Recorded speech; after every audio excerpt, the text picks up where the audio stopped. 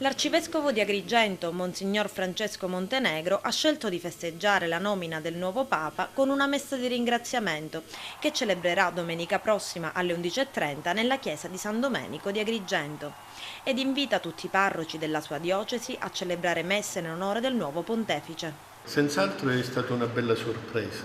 Si attendeva, si era tanto discusso, si facevano nomi, si puntava su Tizio e su Caio, poi improvvisamente è spuntato qualcuno che forse non si attendeva, a cui pochi pensavano. E da come si è presentato credo che sia stato accolto da tutta la gente. E questo è un sentimento di accoglienza che fa piacere. È un uomo che già ha dimostrato che vuol mettersi a servizio della Chiesa e lo farà con quello stile che già dai giornali abbiamo letto qual è, un uomo semplice, un uomo che è attento ai problemi della gente, quindi credo che questo sia un momento bello per la nostra Chiesa. Grande semplicità ieri nel saluto, nel primo saluto dicendo buonasera fratelli e sorelle, e nella scelta del nome Francesco, secondo lei quale simbologia si può ritrovare?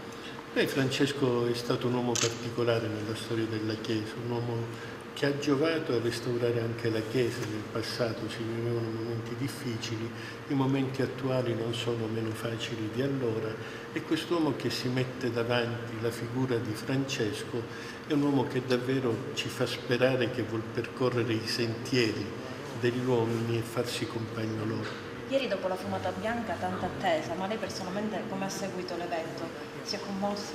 In macchina, perché ero a Sciacca, là abbiamo saputo che c'era stata la fumata bianca, poi quando ero in macchina, perché abbiamo fatto un incontro, un'assemblea zonale per Ismani, abbiamo sentito il nome, abbiamo ascoltato il suo primo incontro con la gente, emozionato senz'altro perché come uomo di chiesa, come credente, sapere che Dio non ci abbandona e ci mette sempre qualcuno che possa essere compagno di viaggio e guida, questo conforta.